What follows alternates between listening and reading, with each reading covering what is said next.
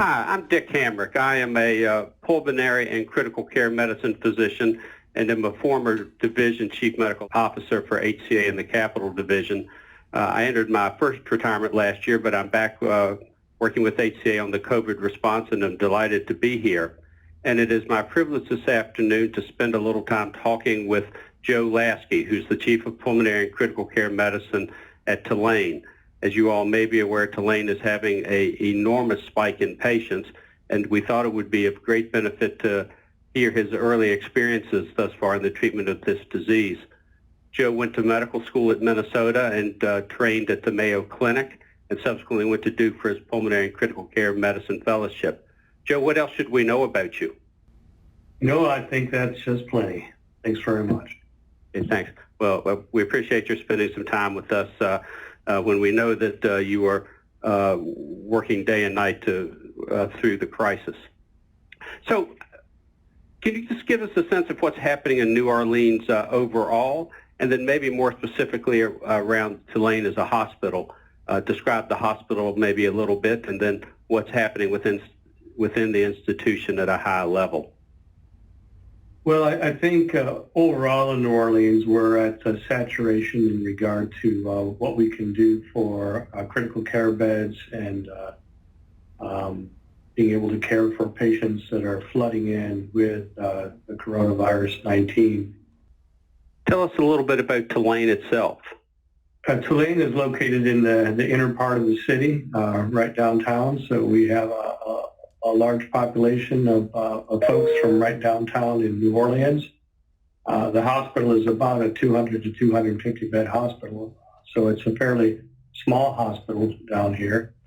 But our faculty also works at the VA hospital, which is about a half a mile away, and the University Medical Center, which is about a quarter mile away. So we're involved in several ICUs, and so what I will have to say today will be pretty much from experience gained in all three of those places. That's great. And my understanding in general is that Tulane, while it is a relatively medium-sized hospital, it has a high proportion of critical care beds because of the specialty care that's given there. Am I thinking about that properly? That is correct, especially with our transplant programs that we have. We're the bone marrow transplant program for the state. So we have a lot of acuity in our critical care here. Yeah. And as we sit here talking on the afternoon of April the 2nd, what is the expected peak that's going to occur in Orleans? How far away are you from it, do you think? I've seen different projections, but what I understand from the last one I saw was we're about a week to 10 days away from our peak. Okay. And tell me, how many COVID patients do you have in the hospital now, and how many are in the ICUs, and how many are on ventilators? So, it does, the exact number changes from day to day. So, but let me tell you, for the Tulane HCA hospital right now, we've got about 70 COVID patients in altogether. And of those 70, about 21 are on ventilators right now. And are you able to cohort them mostly in one or two ICUs, or are they spread throughout the facility? Oh, that's exactly right. So, efforts were made very early on to prepare. The engineers did a great job in making whole areas negative pressure areas. And so we cohort the patients into those areas, whether they're suspected or whether they're confirmed. And in general, they're pretty contiguous areas, aren't they? So at least at Tulane, we began by having contiguous areas. As things have expanded, it's been a little bit more challenging to make that happen. So yeah, we're on different floors now, so you have to roll with what you're given. Yeah, and I think that is a great point. That we're in a situation where strategy often meets reality, and as you have a flood of patients, you have to keep adapting and rolling with the situation and adjusting, and that you can't let perfect be the enemy of good as you're trying to manage such a huge population. Exactly, and I think the administration did a real good job in planning. for this, and working together, and communication was good, and there's several meetings every day. So we've had some good plans, but if I can quote Mike Tyson, everyone's got a plan until they get punched in the mouth. Well, that is a great quote for this time. But nonetheless, the more you plan and can stay ahead of the curve, the better you can adapt when the really times of stress emerge. Exactly. I thought one of the things, Joe and I had the chance to talk a few days ago, and something that really struck me were some operational adjustments in how they were approaching the delivery of critical care. And one of the highlights of that I thought was how you all were managing intubation teams and proning teams. I thought that there was a very creative way that you developed specialized efforts in these regards. Can you talk a bit about that? Right, and every one of the 3 hospitals that we're working at have adopted this right now. And so we have a special team for anesthesiologists that will come up. They're gowned up. They're used to doing it. They've got a special kit that they put together so that everything goes as smoothly as possible, with as much protection as possible from the most experienced people doing the intubations. And then while they're in there and all gowned up, if there isn't an art line is placed by the anesthesiologist in order to preserve PPE, plus they're expert at it. And then, of course, a central line could be put in at the same time if necessary. It's not always necessary.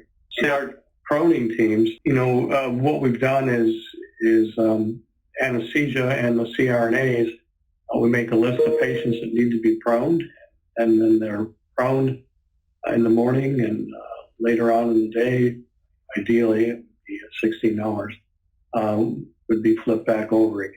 And so this team can do it together. It takes a lot of load off the nurses, and since you're going from COVID to COVID, it doesn't burn a lot of the PPE. So how long does it take them roughly to do one patient, this team, to flip a patient? That's a very good question, and I really can't give you the answer to that. Okay, that's right. But I would imagine that since they're doing it all the time, they are probably they're probably about as efficient at it as you might be. And I'm also attracted to the notion that you have a trained intubator right at the bedside with you while doing it. Any thoughts there? I think that's a good idea. We haven't had any accidents of ET tubes coming out at the time, but that's correct. There is somebody there, and of course, if it's CRNAs, they're pretty good at doing intubation if it needs to be done. And that's great, and I really view what you all have put together there as kind of best practices in terms of making things really efficient and probably safer overall, because you're reducing the variation in this, and also the fact that when a patient hits the point of being intubated, that at that point you have an art line, you have a central line, you have the patient lined up and ready to go forward. Well, tell us about the patient population in New Orleans. As I've talked with some ICUs around the country, you seem to have a somewhat different population, and your thoughts about the implications of that. Well, we do love our food here in New Orleans, and in fact, what we're finding as the biggest risk factors for an individual moving from the ward team into the unit are 2 things. One is age, and 40% of the patients we have are over the age of 70 that are getting moved in. And the other is obesity. Our average BMI for all of our patients is 35, and if I take the age risk factor out of things and just look at our individuals who are under the age of 60, our average BMI is 40. And do you think of these patients of having a high prevalence of metabolic syndrome? They absolutely do have metabolic syndrome, and what we're recognizing now was also recognized in the H1N1 epidemic, and that is that obese patients suffer more from this. And there's all kinds of theories that are involved in regard to this, but one of them involves storage of these inflammatory cytokines within adipose tissue. IL-6, for example, has been mentioned. And of course, there's some therapies out right now that are targeting IL-6. Are you proning all the patients with ARDS, or the majority of them, half of them? Can you give us a feel for that? I think half, or perhaps more than half. I think some of our investigators think the earlier you prone, the better you're going to do. Most of our patients, if we do prone them, they do improve. I would say certainly 3/4 of them with the proning, their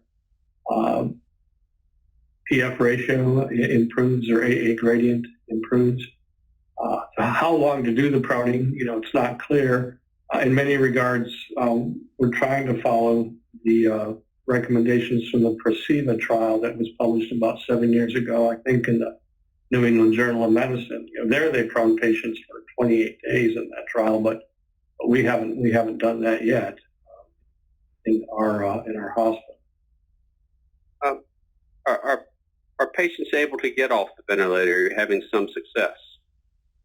Absolutely. We're able to get patients off the ventilator. The data from Washington said they were able to get half their patients off the ventilator, and we're shooting for a target around that as well. Again, our patients are a little heavier, and the outcomes are poor, and there's a high degree of renal failure. And if they have both the ARDS from coronavirus and renal failure, their outlook is very poor. How about sedation needs for the ventilated patients and use of neuromuscular blockade? What's your experience been? It's been taking buckets of sedentary medications in order to get the patient synchronous with the ventilator. So there is a considerable utilization and burgeoning really on shortages of some of these medications, and having to consider making some changes to things that we haven't done it quite yet, but things that we're not quite commonly using, such as ketamine. And I think that's going to be an emerging problem around the country, how we manage through these drug shortages. Are you having to paralyze most patients that you're having to prone, or are you able to sedate them and avoid the neuromuscular blockers? So that's a good question, and I would say that most patients we haven't had to paralyze. Although there's certainly some literature out there with bad ARDS that paralysis would be of some benefit. We have a little bit of concern. We're really not sure what to do in regard to the use of steroids, and certainly combining steroids with non-depolarizing paralytic agents leads to the possibility of developing a myopathy, which could be there for months. So a little bit of a tentative feeling about doing that. Whether to use steroids or not, I don't think anybody knows at this time. Theoretically, the use of the steroids may prolong viral shedding. That's on the downside, but there was the recent DEXA ARDS trial out of Spain that indicated that the use of dexamethasone with ARDS was a benefit in that population. There's also some early data from the first reports out of China where they saw a mortality benefit in those who had been treated with corticosteroids, but that was a retrospective look. So I want to emphasize that nobody's really sure whether these patients should be treated with steroids or not. Certainly those that are winding up on the ventilator tend to have a very high inflammatory profile. Their C-reactive proteins elevated, their ferritins are elevated, IL-6 is elevated, and so it's almost like HLH in this regard. Maybe not a severe HLH, but certainly a HLH light. What about feeding patients? Is enteral nutrition working, or are you having to use much hyperalimentation? No, we're able to do enteral nutrition in our patients. Great. What about the use of Flolan or nitric oxide? We've only tried it on one patient to date, the use of it, and that patient, by the time I saw that patient, had been an FiO2 of 1 for for 3 or 4 days. And there was some benefit in regard to the gases, but the patient did expire. And that's pretty much the data that we have with that from prior trials that have been done with NO, and that is that, yes, the gases will get better. No, it doesn't change the big outcome. What about shock? Are you seeing much shock, or is it really just pure respiratory failure that when people are really doing quite poorly or suffering? We are seeing shock in some of our patients. It appears to be mild and seems to be that most of the time with a fairly low dose of pressors, we can get the blood pressure to where it needs to be. I'm not really sure how much of that low blood pressure and bradycardia are secondary to the sedating medications that we're using. Any tips about fluid management? Absolutely. I think it's key. Of course, I can't point to any hard literature in regard to this. Certainly in the ARTS-NET trials that were done, it appeared that there might be a trend towards some secondary endpoints in keeping patients dry. So we've pretty much gone with the protocol is make them bone dry without damaging their kidneys. So oftentimes, these days per protocol for me, if they get Lasix every day, 40 milligrams, just to get them into a negative fluid balance. What about, you shared with me that you were perhaps seeing some worrisome thromboembolic disease events. What have you learned over the last few days? So we're just about ready to send that manuscript in. We first recognized it in a patient who was improving and she was getting better, her AA gradient was getting better, and we were looking toward a successful extubation in a few days, and then she had a PEA arrest, and during the arrest was able to identify that there was clot bouncing around in the right-sided chambers. So this heightened our awareness to what was already in the literature in China, which is that there's a procoagulant milieu going on, that D-dimers are oftentimes elevated, sometimes very high in these patients. And so we screened our patients now that come into the unit for DVTs and found that in 20 to 25% of the cases, it's present. And we were a little surprised at just how prevalent this was. Then I've recently seen a paper, again, going back to the H1N1 epidemic, and finding that similar things were reported there in those patients with severe ARDS. With that incidence of DVT, are you finding, you think, more of it in patients that have metabolic syndrome?